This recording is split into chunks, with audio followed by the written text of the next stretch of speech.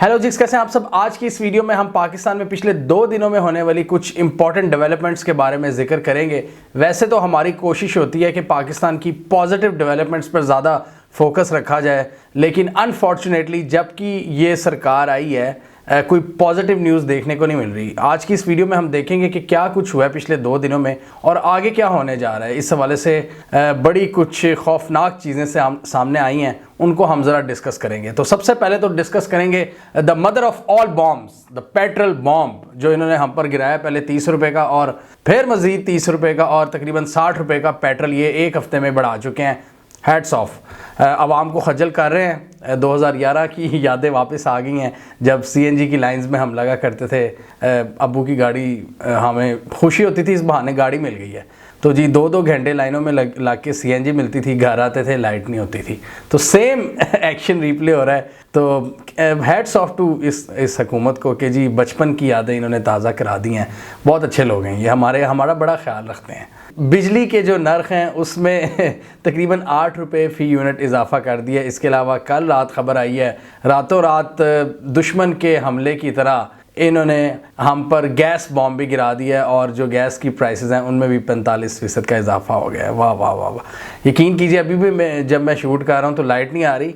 थोड़ा थोड़ा अगर पसीना यहाँ पे जमा हो जाए तो टेंशन नहीं लेनी, ठीक है। मुझे याद नहीं रहा, नहीं तो पहले मैं एसी चला लेता, लेकिन 5 मिनट ही चला एसी, तो थैंक्स टू एसी के उसने थोड़ा सा रूम ठंडा कर दिया है। तो जी पेट्रोल बॉम्ब, इलेक्ट्रिसिटी बॉम्ब और गैस बॉम्ब के बाद हाजिर है मूडीज़ बॉम्ब। मूडीज़ एक रेटिंग एजेंसी है जो किसी भी मुल्क को रेटिंग उसकी मुतय्यन करती है।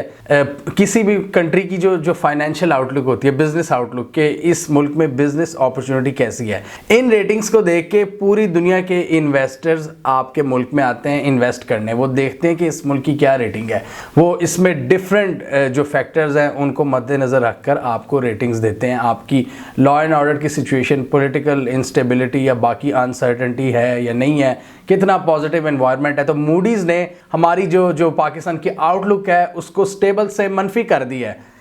बहुत आला, सही जा रहे हो। अब इन्होंने जो रीज़न दिए हैं, उन्होंने कहा है कि Pakistan heightened external vulnerability risk and uncertainty around the sovereign's ability to secure additional external financing to meet its needs. उन्होंने कहा कि Pakistan external vulnerability risk has been amplified by rising inflation which puts downward pressure on the current account. यानी inflation बहुत ज़्यादा बढ़ रही है जिसकी वजह से करंट अकाउंट आपका उस पर भी दबाव पड़ रहा है और करेंसी पर भी, जो कि ऑलरेडी बहुत ज़्यादा वीक है। फॉरेन एक्सचेंज रिजर्व्स भी आपके डिप्लीट हो रहे हैं, specially in the context of heightened political and social risk. यानी पॉलिटिकल और सोशल रिस्क पर खड़ा है आपका मुल्क। तो जून 2018 में जब नून लीग की हुकूमत थी तब भी हमारी जो आउटलुक थी वो नेगेटिव हुई थी। इमरान खान के दौर में ये पॉजिटिव हुई थी 2019 में। 20 में इन्होंने पाकिस्तान को स्टेबल रखा, यानी कि जो नेगेटिव से वो पॉजिटिव ही रही, स्टेबल रही। और अब जबकि ये सरकार है, ये एक बार फिर ये नेगेटिव में चले गई है। और ये बहुत ही बुरा होता है किसी भी मुल्क के लिए कि उस पर कितनी नज़र है इन्वेस्टर्स की। तो ऑलरेडी मुल्क में इन्वेस्टमेंट, फॉरेन इन्वेस्टमेंट का इतना बुरा हाल था, तो अब तो अल्लाह ही हाफिज़ समझें आप। इसके अलावा टेक्सटाइल सेक्टर की बात करें तो वहाँ पर ब्लड बाथ की कैफियत है, मतलब वहाँ पर खून खराबा हो रहा है, मैं इतना आपको बता रहा हूँ। और ये हमने थोड़े दिन पहले भी बताया था कि एप्टमा का जो इदारा है, all Pakistan textile mills association, उन्होंने कहा था कि यार इस पॉलिटिकल इंजीनियरिंग की ज़रूरत नहीं थी। इमरान खान के दौर में हमारे काम बड़े अच्छे चल रहे थे, ये कोई इसकी ज़रूरत नहीं थी कि इस हुकूमत को, चलती हुई हुकूमत को चेंज किया जाता। अब वो रो कर कह रहे हैं, हाथ जोड़ कर कह रहे हैं इस हुकूमत से कि अल्लाह का वास्ता हमें थोड़ी सी प्रोटेक्शन प्रोवाइड कर दो। इमरान खान ने इनको बहुत ज़्यादा सपोर्ट किया था, इस इंडस्ट्री को बिला तातुल बिजली और गैस की फराहमी की थी। इसके अलावा बहुत से इंसेंटिव्स भी दिए थे। अब वो सारे वापस चले गए हैं। और अभी जब मैं ये वीडियो बना रहा था, इससे 15 मिनट पहले ये मैं पढ़ रहा था कि इनको गैस की सप्लाई भी मुअत्तल हो चुकी है। 12-12 घंटे की ये लोड शेडिंग फेस कर रहे हैं। और इस हालत में कौन सी इंडस्ट्री चल सकती है मुझे नहीं पता।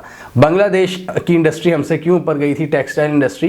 ये जरदारी और नवाज शरीफ के दौर में जब मुल्क का कबाड़ा निकला था 2012-13 में, तब हमारी इंडस्ट्री बंद होना शुरू हुई थी। और हम सुनते थे कि जी जिस फैसलाबादी से मिलो तो उन्होंने अपनी टेक्सटाइल काम बंद कर दिए हुए थे और वो फिर रियल इस्टेट में इन्वेस्ट कर रहे थे। और ये फाइनली इमरान खान के दौर में 2019-20 में आपका टेक्सटाइल सेक्टर और आपकी बाकी जो लार्ज स्केल मैन्युफैक्चरिंग है वो बहाल होना शुरू हुई थी और ये विद इन 3 मंथ्स इन्होंने इसको भी तबाह बर्बाद कर दिया है। तो हर एक की हॉबीज़ होती है ना ज़िंदगी में। मुझे लगता है कि नवाज शरीफ और जरदारी हुकूमतों की ये हॉबीज़ होती हैं कि इंडस्ट्री को नहीं चलने देना, जो मर्ज़ी कर लो, क्योंकि इनकी प्रायोरिटीज़ और होती हैं। आप देख रहे हैं मेरे माथे पे पसीना भी आना शुरू हो गया है। खैर वो तो अब आता ही रहेगा, आगे गर्मियाँ भी आ रही हैं, लाइट भी नहीं है और बिजली की कीमतें भी बढ़ गई हैं, तो एक्सपेक्ट मोर पसीना। तो खैर हम बात कर रहे थे टेक्सटाइल इंडस्ट्री की। वो रो रो कर अब अपनी दुहाइयाँ दे रहे हैं कि भाई हमें बिजली और गैस की फराहमी कर दो एटलीस्ट। बेशक इस वक्त दाम बहुत महंगे हो चुके हैं, इन्होंने 50% इजाफा कर दिया बिजली और गैस के नरखों में। 50% इजाफे का मतलब आपको पता है क्या है कि अगर आपका बिल पहले 50,000 आता था ना, तो अब वो 75,000 आएगा। Direct 50% jump. और 100% जंप ये होता है कि आपका 50,000 का बिल अगर हो तो वो 1 लाख पे चला जाएगा। और इस वक्त बहुत सी सैलरीज पर भी टैक्स लगाने की बात हो रही है। अल्लाह खैर ही करे इस मुल्क का। ये आप 3 माह में देख लें कि कैसा फ़र्क पड़ा है। ये अभी 3-4 माह पहले मैं वीडियो बना रहा था कि पाकिस्तान का जो टेक्सटाइल सेक्टर है वो रिकॉर्ड तोड़ा है। पाकिस्तान की हिस्ट्री में इतनी ज़्यादा टेक्सटाइल सेक्टर में इतनी ग्रोथ नहीं हुई थी एक्सपोर्ट्स में, जो ये हमने देखी थी पिछले 1-2 सालों में। ये अभी मैंने शायद ये जनवरी के करीब ये वीडियो बनाई थी हमने, और ब्लूमबर्ग ने इसको कवर किया था। ब्लूमबर्ग वो इदारा जो बड़ा एक आलमी इदारा है जिसका बड़ा नाम है, जो बड़ी अच्छी रिपोर्टिंग करता है बिज़नेस पे, टेक्नोलॉजी पे, तो उनकी हमने ये ख़बर आपसे शेयर की थी, रिपोर्ट शेयर की थी, और उसमें पाकिस्तानी रिपोर्टर्स भी थे जिन्होंने उसमें हिस्सा डाला था। और अब वो वापस 3-4 माह की ही, मतलब 3-4 माह में ही सारी गेम उल्टी हो गई है और वो कह रहे हैं कि जी एक बार फिर ये सेक्टर तबाही के दहाने पर पहुँच गया है।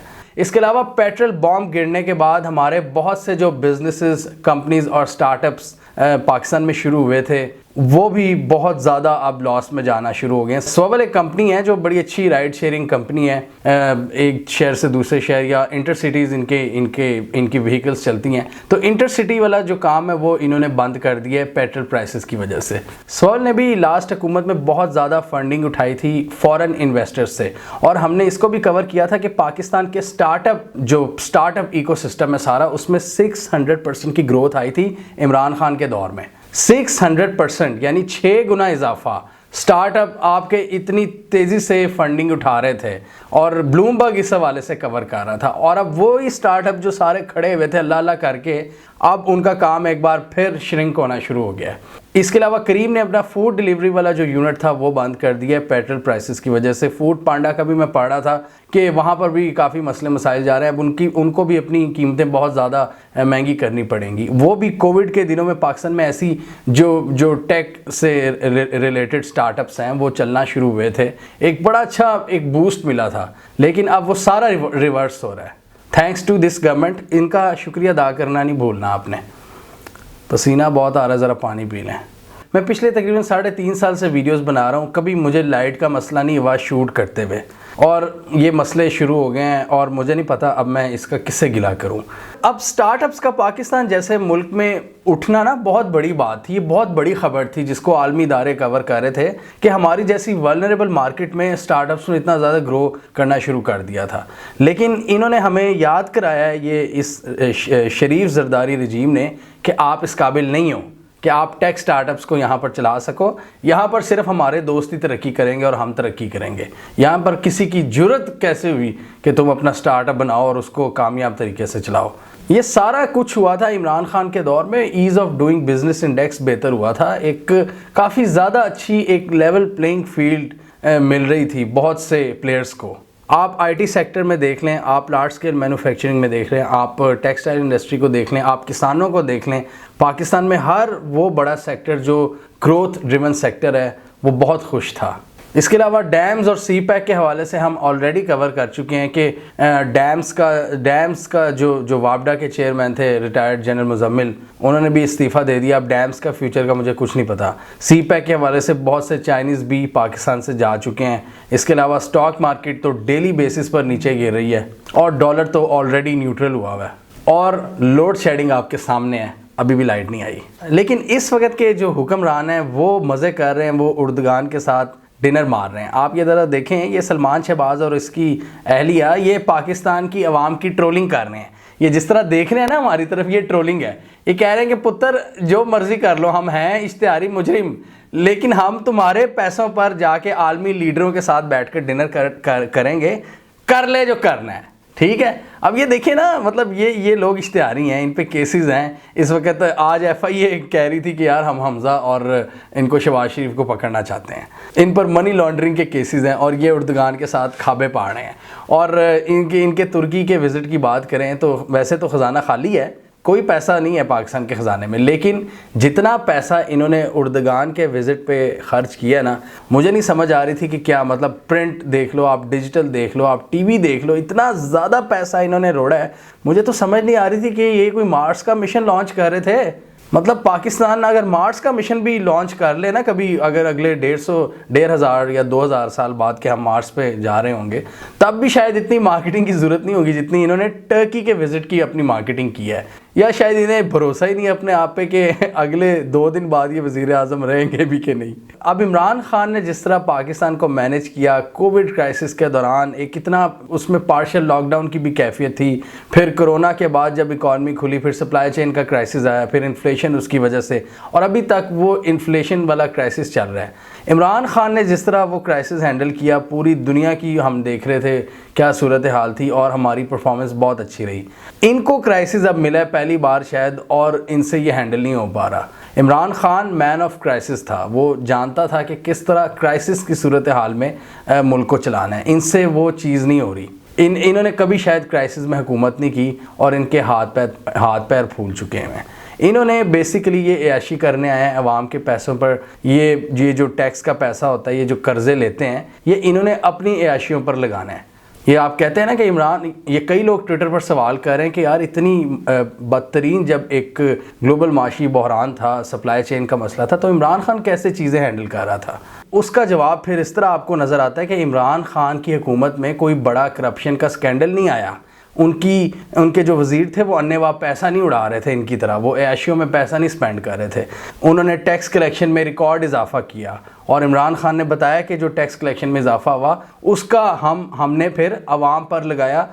2 उसकी बड़ी एग्जांपल्स थी, एक तो हेल्थ कार्ड की सूरत में लगाया वापस आवाम पर, और दूसरा जो पेट्रोल की प्राइसेस इन्होंने एक मेंटेन रखी 150 पर।